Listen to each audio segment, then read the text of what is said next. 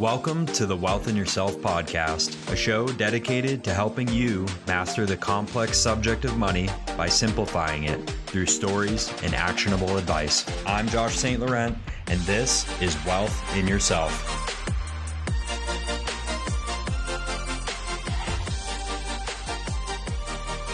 Welcome to the Wealth in Yourself podcast, where we help people to design their ideal life and take control of their time and money. I'm your host, Josh St. Laurent. Today, we're joined by Eric Cooper, founder and managing partner at Sooner Business Advisors. He is a certified exit planning advisor and helps businesses maximize their value. Coop, I'm so glad you're here. I've been looking forward to this. Really my pleasure to be here. I'm really excited for this conversation. And anytime we talk on the phone or anything, it's just such a dynamic energy. So I'm really excited for the people to hear that listen to this podcast. So for those listening, as Josh said, my name is Eric Cooper, and I'm the founder of Sooner Business Advisors. I'm also a financial planner as well. That's the background that I have and how Josh and I met each other. So really what we do is really simple. We help business owners maximize their businesses for themselves and their family. You think about the wide world of financial planning and, goal achievement and actualization and transforming outcomes. And we deal with that in the sense of money quite a bit in the planning world. But really, the number one variable on the table for a business owner is their business. It's usually where most of their cash flow goes. It's where most of their wealth is stored. It's the variable that's going to most determine their quality of life now,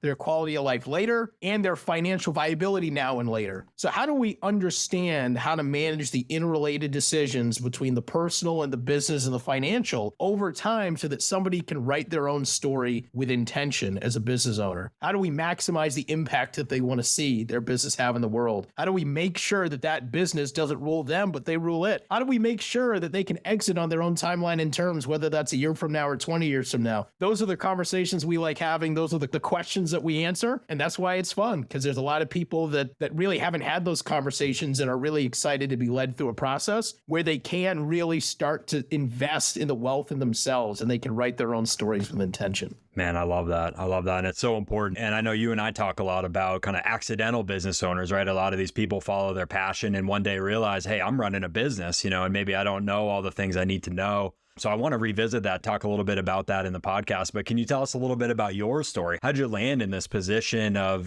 being a business advisor? I know your story. I know your background. I love how you've specialized in different areas. So talk a little bit to that. Yeah. I'm not known for being brief, so I'll do my best here to give you the Cliff Notes version. I'm an entrepreneur first. I'm a finance guy second. I started my first business when I was 15 years old. I raised some money from my brother and a couple friends and researched what business that I could start for under $5,000, profit margins and all that kind of stuff. And at 15 years old, I settled on a mobile auto detailing business. So I self-taught myself how to detail cars, found a company and sourced all the equipment and used my dad's garage as kind of a staging area for all the buffers and the waxes and the carpet cleaners and all that kind of stuff. And I learned a lot of valuable lessons in that experience. I learned more about business in that experience than anything that I've done since. And, really how I came to choose that business, I was already thinking like an exit planner. I was thinking, what can I do now, knowing that I'm 15 and my life is going to take all sorts of twists and turns I can't anticipate? What can I do now that can operate without me and that I could sell one day and make money on the way out? And that's how I ended up choosing auto detailing. I'd never done it before. I didn't have a cute passion for cars. That's what really drove the decision. Now, based on various business missteps that a lot of young business owners face or commit, I didn't end up selling that business. I ended up closing up shop, closing the doors. I barely broke even. But man, what a valuable experience that was. So since that point, I've done sports podcasts. I've been a farm and agriculture insurance agent. I've been an investment manager and a retirement planner at Fidelity. I've been a life insurance guy. I've been a portfolio management guy. I've been a business consultant, right, at a bunch of different companies. And now I own my own independent firm, right, on the financial planning side and both the business consulting side. But really what's informed that journey, right, and I can't stress this enough, everywhere I went, all these different companies that I went to, there were belief systems and attitudes and predispositions around certain products, certain strategies, how a doctor should plan for their future financially versus,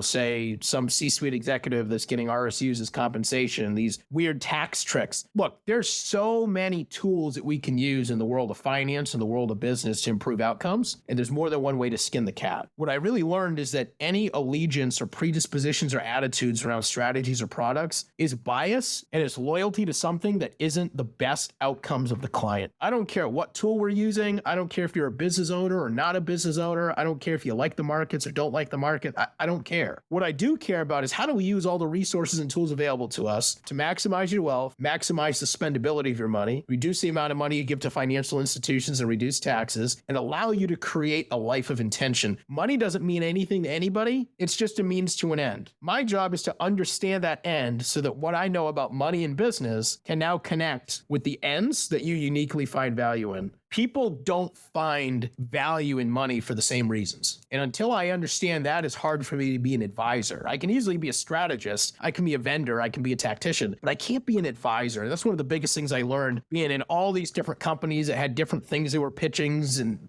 different ways of doing things. And when it comes to the accidental business owner, it's so important that you really have an advisor, because what they're looking for is, I think of one person that I talked to, and they ran a cement company. They'd started pouring cement for somebody when they were like in their teens.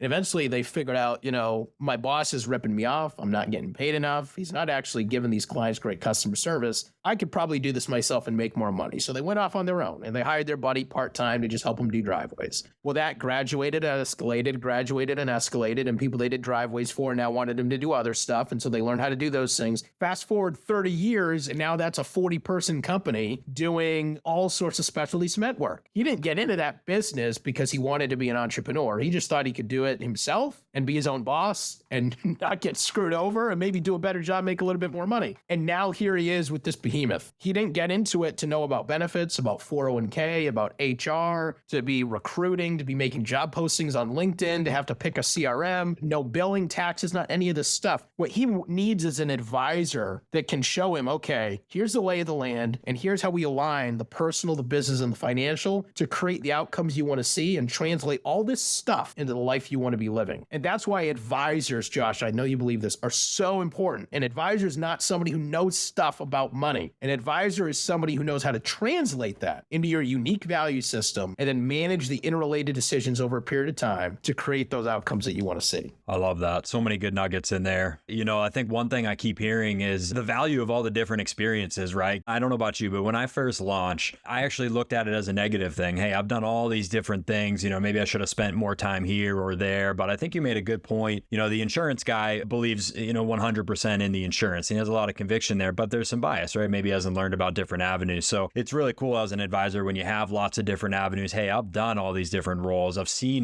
different perspectives, I think is crucial. And I just wanted to kind of throw at you just a real generic question for any business owner listening out there. Why is exit planning important, and when should they start? Oh, I love this question. Why is exit planning important? Because the way that you run your business is inextricably linked from the way that you exit your business. And because planning is just bringing the future into the present so you can do something about it now. Let's pretend you're not a business owner and we're just talking retirement planning. We got 30-year-olds putting money into 401ks. We got 30-year-olds that are looking to buy investment properties to improve their cash flow and their overall net worth. They're not doing that for today. They're doing it for a retirement or, whatever retirement means, because people don't think about retirement the same way now that they used to, right? Work at 65, stop all meaningful work and die in a rocking chair. Nobody does that, right? But whatever, slide into whatever their second act is, right? Whatever you want to call retirement. People are planning for that way ahead of time with the money that they're making today. It's no different with your business. If we start with how do we maximize the strength of the options that you have to maximize the financial harvest from your business and also bring the timeline in which you make those decisions onto your own terms, those are also the same components that are going to drive your profitability today.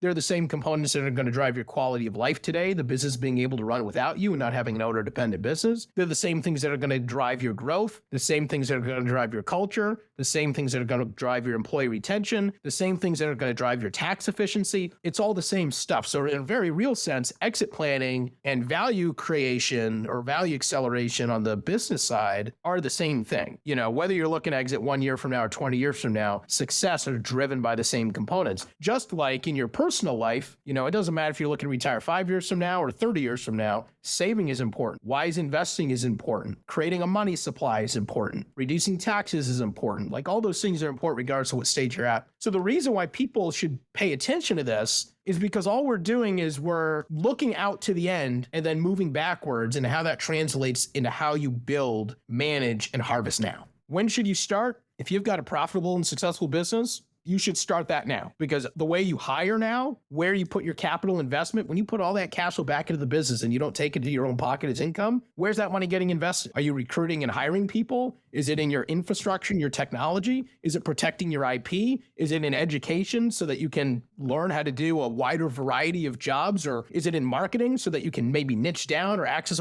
All those are strategic decisions that business owners are making all the time throughout the year. How you make those choices today is directly governed by the strength of options that you want to have at the end. And the shortest path to the life that you want to be living and effectively transforming outcomes is to take all the variables and put them on your own timeline and terms. That's all exit planning is.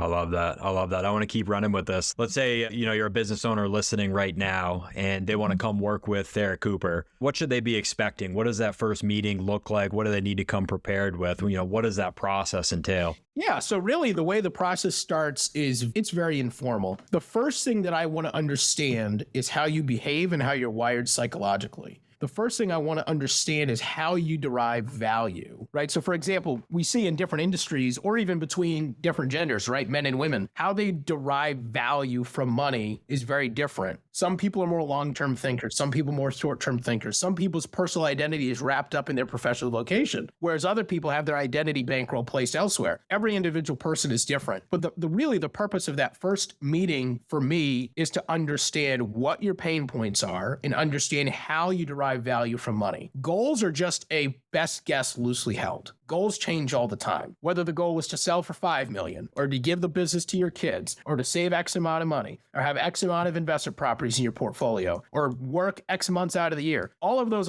they're non-objective points that are your best guess. It represents what you want your life to feel and look like. And depending on what your expectations are and depending on what the outside environment that you can't control around you is, those goals are going to change constantly. What's not going to change is the underlying value system that you're picking those goals to reflect. So really the first conversation is understanding how you derive value from money. Like what do you want? I think Kitsis Research did a study. I think it was 86% of clients do not like talking about goals with their advisor because goals are largely mnemonic. Right? Oh, well, my goal is to have X amount of money by retirement because my friend's dad had this amount of money at retirement and he seems to be living a life that I would like to be living, right? But all we're doing is copying other people or taking the inputs we've had over the course of our lifetime and making our best guess. Most people don't know what their goals are, or whatever their goals are is some sort of loose extrapolation of some mnemonic rubric that they picked up somewhere along the way. So in that first call, I'm not as interested in the goal as I am in the value system. Once I understand your pain points in your value system, that's when we can kind of lay it out and say, okay, here's the process, here's the types of things we talk about, here's the areas where we can help. And then craft a solution for you, right? I mean, there's standard ways we work and we have our packages and our offerings, but ultimately it's about matching what we know about money, about exit planning, and about value creation and understanding how that fits into your world to help you create outcomes with intention. And it's really very simple, right? I mean, we work with folks in two main ways. The first is our blueprinting phase, which is really a thorough, comprehensive planning phase. It's a flat fee project. And what comes out of that project is not only a business valuation and the personal financial planning and understanding where you are and where the gaps are, but it's a sequence and a hierarchy and a roadmap on how you actually go eat this elephant to create the outcomes that we have mutually understood and you've articulated that you want to see. And then people work with us on an ongoing monthly retainer to help them realize that over time. Rome wasn't built in a day, so nobody built a successful business in a year, right? Getting a report or going through a 6-month process or a 3-month or a 2-month or 1-month process with me to have discussions is not going to transform anybody's outcome. You got to do the work over a period of time. So we serve as that quarterback to actually run that board of directors, quarterback that team of professionals, and sit right in the co-pilot seat along with that business owner to help them sequence and hierarchy all the interrelated decisions that they need to manage over a period of time to create the outcomes that they want to see. I love that, man. That's powerful. I love that you brought up the psychology, emotional aspects of financial planning, so heavily in that first meeting because it's so important. And I think a lot of people hear financial advisor and rightly so think, hey, this is a numbers guy, and that's only a part of what we do. I want to revisit that. But before we do, I'm curious, and I'd imagine some listeners are too, are there common things that you run into, maybe common scenarios business owners come to you with that you tackle on a regular basis?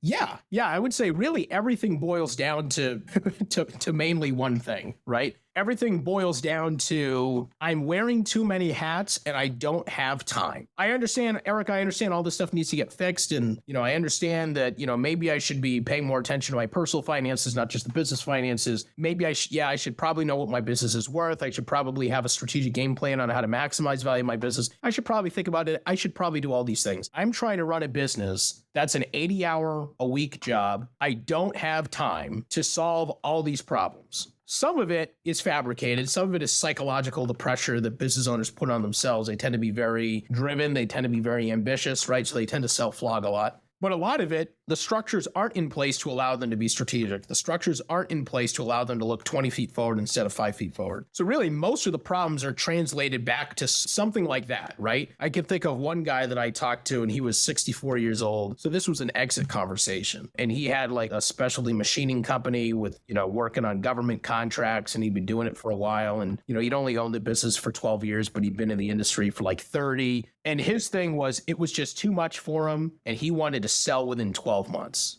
And he had a number he wanted to sell for. Now, he was never going to sell for that amount of money in 12 months because you look under the hood of the business, it was totally unsellable, right? But when we had a 2-hour meeting to kind of uncover, okay, why is there a fire burning for you to get out in 12 months? After that 12 months, what does your life look like? He didn't really have answers to any of these questions. It all boiled down to he was stressed, his body was breaking down, he was sick of his time being co-opted, so he threw his hands up and he said, I need to get out of here. Whoever can help me get out of this business the fastest wins. We had a great conversation. He didn't end up doing business with me. He ended up working with a business broker that told him in the first meeting, we guarantee we'll get your business sold within 6 months. Don't know what happened to him, but I bet if they did do it, I think the latest EPI research is 72% of business owners regret selling their business within a year after doing it. And none of it has to do with how much they got paid. They had no life after plan. Their identity, their emotional bankroll was placed entirely within that business, and there was no planning done on where else that was going to go, right? And I bet you if he sold within 6 months, he got 20 cents on the dollar for that thing, if it was sellable at all, because it really wasn't sellable when we had that conversation. But similarly, I can think of a 34-year-old in Texas that is running a really successful business. And we had a conversation, and the reason why he ultimately didn't work with us at that point in time was, we're growing really fast. I'm hiring people. We got so much stuff going on. We're trying to get a social media campaign going. We're talking to a marketing company to try to expand our stuff, shiny objects, stuff. We just don't have time to sit down and think strategically because we're trying to capture the short-term opportunity that's here. I would submit to those guys in the very opposite ends of the spectrum, right? One of them was looking to retire and get out. The other one just started its business 4 or 5 years ago and is making good money and it's doubling year over year. But I would submit to both of those gentlemen, you don't have time to not think strategically because there are so many business owners that have built a cage that they can't break out of. They've got the golden handcuffs, their entire lifestyle, their entire kid's college education, their cash flowing of their investment properties, everything depends on this business. And in order to continue, you can grow a little bit, right? If you're a one-man show, or even if you're not a one-man show, you can have 40 employees, you can have managers, you can have a leadership team. It's not necessarily about the team structure. But if you don't have a business that is capable of operating entirely outside of you, that you manage like an investment instead of as an employee, there's only so far you can go. You don't have control over your time. You don't ultimately have control over your life. You don't have strength of options. It's why you see so many business owners dying in the chair. Whether it's their personal identity, whether it's the reliance of their finances, they can't afford to leave. So I would submit to business owners, you don't have time to not think strategically. Because the decisions you make in year 3 and 4 as you're doubling in size are directly going to correlate with the corrective actions you need to take in year 5, 6, and 7, or if not corrected earlier, your strength of options and the life that you ultimately live in your 40s, your 50s, your 60s, right? It's all connected. We have to do it right the first time. And if we don't do it right the first time, you need to give yourself the time to be able to take a couple steps back to go forward on the right track before you get to the point where you need to make a decision. And the last thing I'll say on that is the other reason why business owners need to think about this, and we don't like talking about it, but most business owners exit their businesses under one of the 5 Ds. Now that I said 5, I guarantee I'm going to forget one of them. There's divorce, there's distress, disability, disagreement with partners, and I forget the 5th one.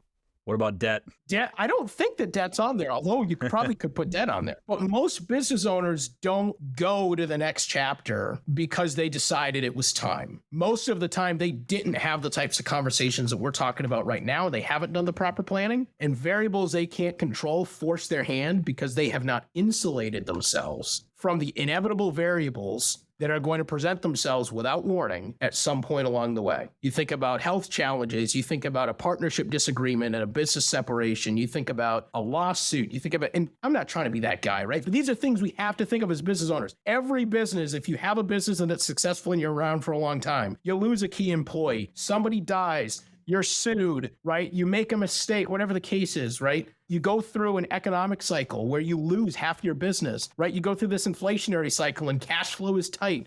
I don't care what it is. There's things you can't control that happen. And the businesses that stay around for 20, 30 years are the businesses that have prepared and insulated themselves so those variables aren't going to be fatal. The businesses that don't insulate themselves, they don't have the strength to withstand that wave when it hits. So that's only part of the overall planning process, right? There is the protection element of it, but then there's also the how do I create the outcomes that I want to see with intention? But there's all sorts of reasons for people to do this now. Because really, I mean, exit planning is somewhat of a misnomer. This is just good business planning. Every business owner that's growing a business should be thinking about it in terms of how do I maximize the value of my business? How do I maximize my strength of options? How do I get as much money as I can out of this business? How do I maximize my investments outside of the business? How do I reduce taxes? How do I make sure I've got a great culture? How do I make sure I retain and attract employees? How do I make sure that I do a great job for my customers? How do I make sure that I have a structure that can operate outside of me so that if I ever need to move on, it can be handed to somebody else and my business can continue having the impact that it's having. These are just tenets of good business planning. So, it's kind of interesting, even as an exit planner, I talk to businesses all over the spectrum, 70-year-olds, 28-year-olds, 35-year-olds, 45-year-olds, partnerships, single people operations, because it's all the same stuff. Yeah, I think you nailed it. I mean, I really love what you said about give yourself the time back, because we hear that all the time. I don't have the time. It's one of the most common excuses we hear. But it's funny because some of the deepest goals that people have of all different ages is to get more time back. I've noticed in my own practice, I've had a lot of client interviews lately with people in their 70s. They're retired. They sold their business. By all spreadsheets, they are successful. They're not going to run out of money, but they're unhappy. Work is bogging them down. They can't seem to stop working. They need to find that purpose and what is driving them. And it's no different with people in their 50s, 40s, and 30s as well. So I love that you said that, give yourself that time back, build those systems. And let me add this real quick for you, Josh.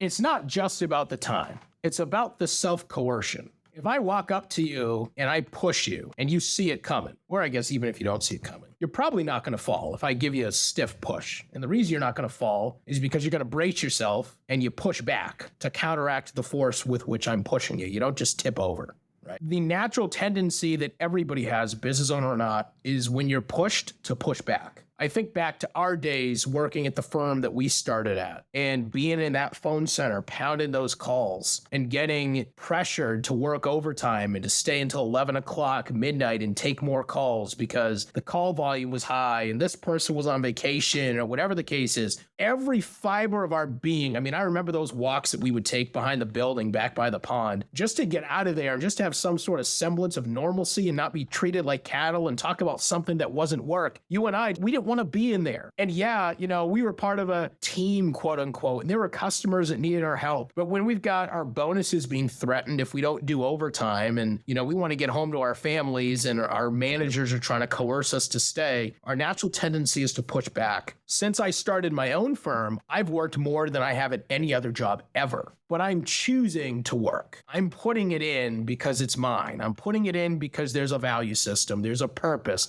there's an ambition, there's an identity with it. It's not somebody else that's pushing me to do it. Every business owner, right? Most of them are busybodies. Most of them are incredibly aspirational people. They're not people that really value sitting around and doing nothing. So the point isn't that you want time because you're just going to hang out on the beach and do nothing. You want to be able to allocate your time with intention because if you're allocating 80, 90 hours to the business because you have to, because you've built this castle or this cage masquerading as a castle, your natural tendency will be to push back because it's self-coercion. If you create the space to bring your business onto your own timeline and terms, it's not that you won't work, but you're going to work because there's purpose and there's value and you want to do it. And those are very, very different things. This is not a process designed for people that want to be lazy or just don't want to work. This is designed for people that want to have more control over how they spend their time resources, their intellectual resources, and their emotional resources. And at the end of the day, isn't that what we all want? Absolutely. Couldn't have said it better myself. Yeah, it's about that intention. I love it. Could you talk about, let's say there's a business owner listening, are there common things that you could say that people can enact next week in their business to increase the valuation, set themselves up for success? Common things that you see a lot of business owners, maybe mistakes that business owners are making. Sure. So I'll give you a couple, and I don't know what applies to every individual business owner, right? There's a lot of different places that they could start. Part of the reason we do a blueprinting phase is to create a sequence and a hierarchy of how to go about this, because there's so many places that people could start.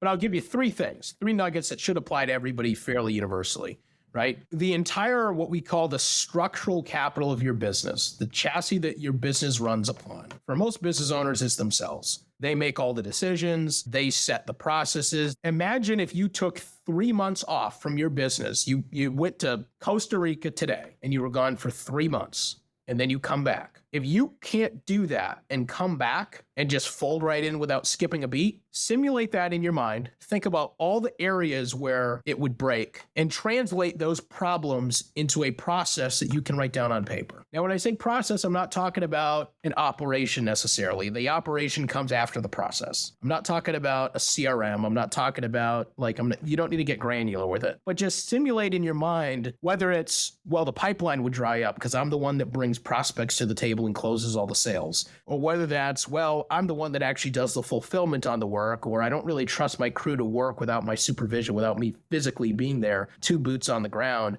or I'm doing the bookkeeping. No one would be doing the bookkeeping. That would be a mess. I'm the one doing the billing. That would be a mess, right? I don't know what it would be in your individual situation. And there may be some exceptions, but think about all the places where the dam would break, and make a list and prioritize. There's a question from the book that Gary Keller wrote called The One Thing. And the focusing question in that book is, what can I do such that by doing it, everything else becomes easier or unnecessary? Simulate it in your mind. I'm gone for 3 months. Where does the dam break? And then sequence how you go to work on those problems based on that focusing question. What can I do today such that by doing it, everything else becomes easier or unnecessary? The second thing that I would suggest, and this might sound a little counterintuitive, but think about, out of all the time you spend on finances, what percentage is spent on the business finances versus the personal finances?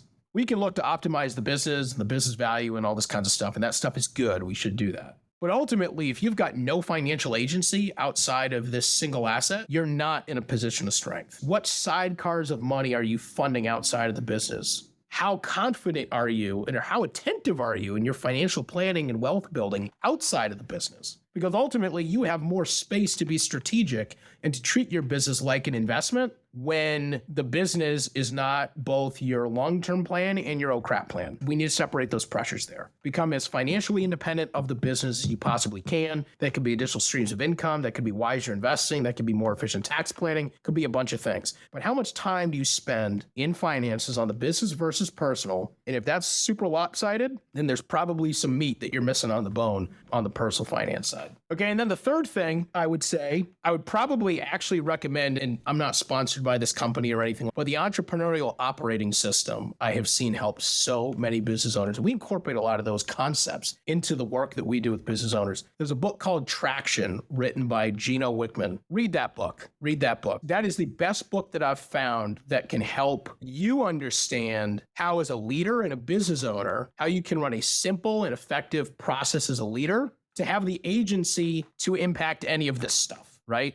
Business owners own everything, so technically they have the decision-making power. But being an effective leader and an effective owner, to be able to make a decision and actually then affect that change, that's a whole other art and science. And the book Traction has really been helpful for me in running my businesses. It's been helpful for almost all of my clients. So if you haven't read Traction by Gino Wickman, read that book. Do yourself a favor. What I love is that book, it does give you concrete things you can do now. It's not a navel-gazing, rah-rah, get you fired up, and then you finish the book and you come out of the gate full of juice, but you have no idea where to place it. It will direct where to place it right now, and it's been very helpful. So it's a good self-implementation tool that can get you to the point where you could work with somebody like myself or an EOS implementer and be much more effective, much more quickly. I love that. I love those 3 points. Number two, I see all the time, right? That separation of business and personal finances. You tell me what you see, but I see a lot of it's one or the other, right? Like, hey, my business is crushing it. I've been reinvesting all this money into it for years, but hey, over here, I'm never saved for retirement, or I don't have a brokerage account, or vice versa. You see that commonly? Oh, yeah. Almost 80% of business owners don't know how much money they make. I was looking at a tax return for a business owner recently, older couple. And according to their taxes, they made 72 grand last year. They had a business that did like $2.5–3 million in revenue. And it's like, okay, whatever shows up on the tax statement, you can, that's fungible. You can manipulate that however you want, right? But when you look at the kind of the soft money, like depreciation and all sorts of things that reduce your income, that go against the hard money that you did take, but it kind of gets lost in the shuffle because it doesn't show up as income on your taxes. The business paying for your internet, the business paying for your car, the business paying for half your meals, right? This and that and the other, right? So if you were to sell the business, right, part of the due diligence is all of that transaction and bookkeeping data would be gone through, and whoever's buying the business would be looking at, okay, what's the true owner's comp, right? What are the add backs that we need to take out of the EBITDA that's really going to support the owner's personal burn rate of their, right? Most owners don't even understand how much money would I need outside of the business in order to sustain this without the business paying my bills. Most of them don't understand what are the options on how I could exit the business. What would be the most lucrative? Well, where would I get money up front? Where would I get money over time? How does that affect how I invest my money or how many investment properties I hold or whatever the case is outside of the business? So separating the finances from the business and the personal, and I understand there can be efficiencies, right, with writing stuff off against the business and whatnot, particularly if you've got a pass through like an LLC or something. However, regardless of how you do it for taxes, having an understanding of how much money is getting sucked out of the business into your personal life and where that money is being deployed. I have a good friend and he has a common phrase. He says, all progress starts with the truth. Whether you're taking too much money out of the business, whether you should be taking more money out of the business, whether we can add some financial tools on the personal or business side that can improve things, how prepared you are for retirement. In order to understand any of that, we need to understand how much the lifestyle you're living now and the lifestyle you want costs in the first place. So we need to separate the personal finances from the business finances and put an equal amount of focus and attentiveness and efficiency and execute as well on the personal side as we do on the business side. So true. I'm sure there's some listeners wondering about like a success story, maybe start to finish, briefly, could you talk us through, hey, this person came in, this is the position they were in, here's what we did, here's kind of how they left the conversation after X amount of time. Yeah, so I can think of one gentleman that a partner of mine used to work with, and he implemented essentially this process. And this dude already had a really good business. His business was probably worth $5 million when he met our team. Similar to most business owners, he was living a decent life. I mean, he wasn't extravagant, but he was living a decent life. He had no idea how much money he actually made. The personal and the business finances weren't separated. It was very owner-centric. He was kind of the only decision maker in the room. Everything ran through him. Now, he happened to be in an industry that during COVID really did well. He was in some sort of a PPE business, right? So naturally, there were some wins of the COVID pandemic that really took his business and catapulted it to the moon from a revenue standpoint. That doesn't mean that it gets catapulted there from a value standpoint, because if the customer relationships are all his, if the business is dependent on him, the IP isn't protected, right? Like, there's a whole bunch of things that can go into play there. The first thing that we did with him was really on the personal side. It was understanding what he needed to be economically independent of the business. Thankfully for him, he was looking at an opportunity to really fund the rest of his life if he did this right because of the manic growth that had occurred in the business. So that's where we started, and we were able to make improvements across his entire net worth. I'm talking about reducing taxes by almost $200,000–$300,000 a year. I'm talking about improving his portfolios by a long shot. I'm talking about adding investment properties to his portfolio, and opportunities to depreciate and wipe out gains against his C Corp that he could carry over for 30 years. Like all sorts of things that we work through his personal finances to maximize the wealth outside of the business. Then we went to work on the business. Now there's 4 C's of capital other than the business finances that are going to drive the value and the transferability of a business. It's your structural capital, which we've talked about a little bit here today. It's your human capital. What's the quality of your people, the longevity of your people, the development path they have within the firm, the tools you have in place to attract and retain, right? Like all those sorts of things. There's your customer capital. How are you getting clients? What's the retention of those clients? How much of your revenues are concentrated in what types of clients? Is anything protected by contracts? What's the competitive landscape, right? All that kind of stuff. And then the fourth is going to be your social capital. Now, most companies don't have social capital, and that's the hardest one, but that's the quality of your culture and it's the quality of your brand. A lot of brands that are recognizable, but they don't carry any brand value, right? I mean, you can probably think of like a long-standing business in your community that you recognize, Fratello's restaurant or whatever, and it's been around for 70 years and everybody knows it, but nobody's going there because the brand name carries any value. They might be going there because their parents went there, they grew up with it, it's a good local joint, whatever the case is, right? But if a Fratello's opened up 60 miles from here, they're not going to it just because it's a Fratello's, right? Or a business with the same name or the same logo. So social capital is the fourth one. So there was a process that my partner went through with him to really strengthen the non-financial elements of the business that could have the maximum impact on the multiple if he ended up selling the business. So it was about a 2-year process. And this is a huge success story. They're not all this crazy, but when he came to the team, his business was probably worth about $5 million. I think he ended up selling for 41. I think he ended up selling for $41 million. And in addition to that, he was able to create about $100,000 of tax-free income for 20 years, not including the money that he got from the business sale, just based on the wealth that he had amassed previously and doing an effective job with it. And then in combination with all the tax stuff and the carryovers, et cetera, et cetera. I mean, he got a really good deal, right? He sold in an opportune time. Not everybody's going from 5 million to 41 million in 2 years. That's probably one of a kind story. But that is a success story in the sense of what allowed him to take advantage of that opportunity window is he got ready. Because guess what? If a private equity firm comes in and they show interest because your revenues are good and your profits look good, if they look under the hood and they don't have confidence that they can replicate it, right, without you being there, and the plan is for them to buy it and for you to go, you've got nothing. It doesn't matter how much money you make. Your business isn't worth anything. So he was able to sell for quite a bit of money. So that's just one success story. But really what drove that is he got ready before the opportunity window was there. And he was also able to take his time negotiating the terms because not only did he have an attractive business, but he didn't need it because he had done what he needed to do with the wealth outside of the business to be independent of the business. So he's like, I can stick around and I can keep running this thing. I can sell this thing. I have the options in my corner. And I can now determine my outcomes with intention because I've done the work before the opportunity window presented itself. That's a perfect example of why every business owner should be running their business with an eye towards the end. Whether the end is, I'll tell you what, selling had not even crossed his mind before he met my partner. It had never even crossed his mind. So this did not start off as I want to sell my business. This started off as just personal financial planning. I need to improve my investments, take a look at my stuff. How do I save on some taxes? And it morphed into what I just described to you. Wow, man, that's compelling. I could talk about this stuff all day long. I got so many follow-ups there, like systems and processes business owners can build out, right? Tax strategies that they can implement. And something I'm fascinated with is like, how do you use that exit to define your next chapter, right? How do you use that as a launching point for what's next? So we'll have to save that for part 2. You ready to jump into the big 3? Let's do it. So question number 1, what does living a wealthy life look like for you?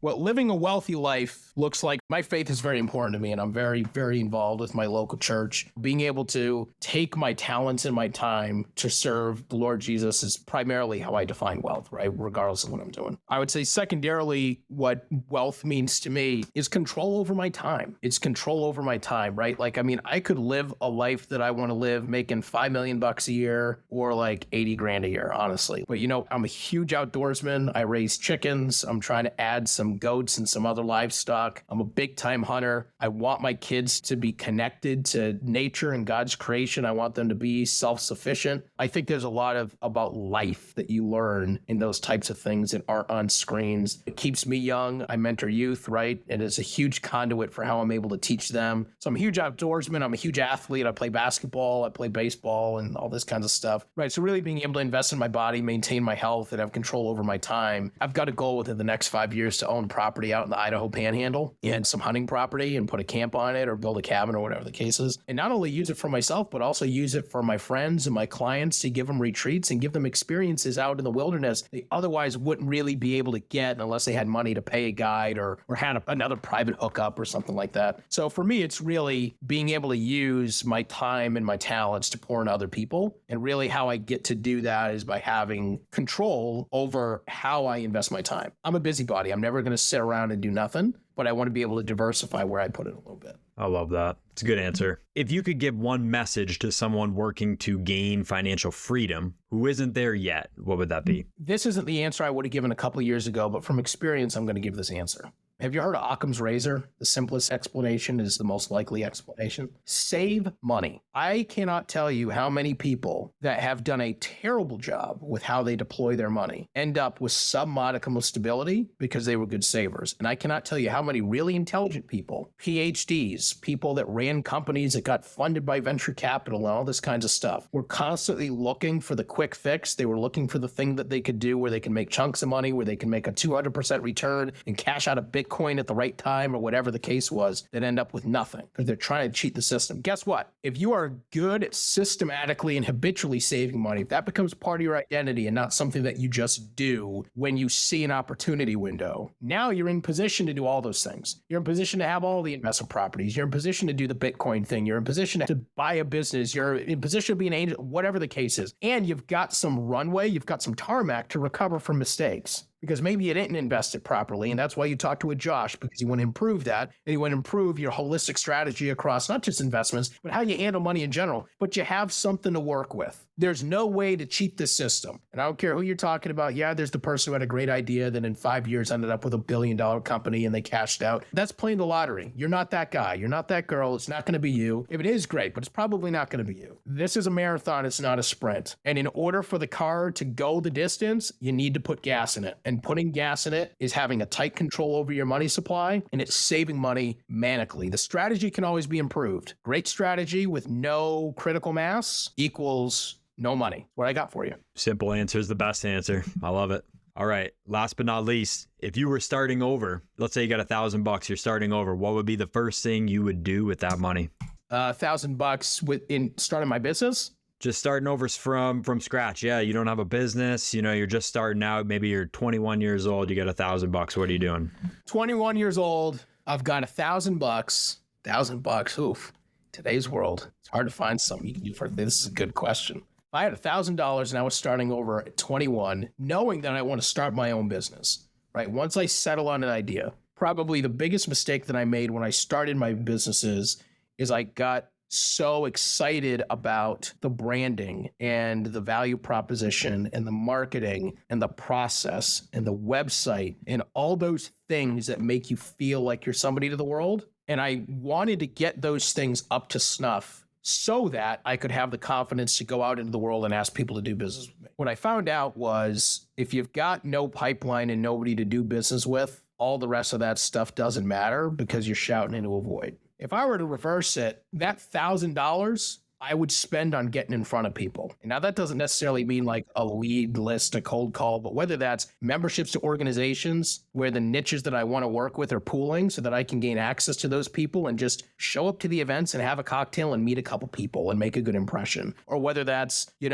spending the money on a plane ticket to go talk to a mentor that can really help me. I would spend that money on ways that directly add people to the pipeline and deal with all the other stuff as I go along, because I didn't do it that way. And I got to tell you, I had an answer for everything. I had a strategy for everything. I had a brand for days, but no clients. And ultimately, helping people is how business owners make money. And that's where, you got to keep the main thing, and the plain thing, the plain thing. So, I would reverse my order of operations in capital investment if I were to start over again. Yeah, it's a great answer. It's all about who you know. I'm going to throw it back to you here. All the listeners who are looking to connect with Eric Cooper, where do they find you? You can go to www.soonerbusinessadvisors.com. That's my website. Eric.Cooper@soonerbusinessadvisors.com is my email. Those are probably the best two ways to get a hold of me. I do my best to respond to all the emails individually and personally. So if you have, whether you're just interested or you have a follow-up question from anything you've heard, or if there's any way that I can help you in your journey along the way, I'm an abundance mentality person. So any way you can leverage the fact that you now know who I am to your benefit, I invite you to do it, and don't hesitate to reach out. That's a wrap, everyone. Thank you for listening. This has been Eric Cooper, a certified exit planner with Sooner Business Advisors on the Wealth in Yourself podcast. Thanks for listening, and until next time, this is Josh St. Laurent signing off. The Wealth in Yourself podcast is hosted by me, Josh St. Laurent, and edited and produced by Ray Haycraft. To learn more about how to make your money work for you, visit us at www.wealthinyourself.com and connect with us on all social media at Wealth in Yourself. And as always, thanks for listening. This podcast is educational in nature and is not meant to be investment advice. Please do not construe anything said to be advice, and the opinions of the guests may or may not represent the opinions of Wealth in Yourself.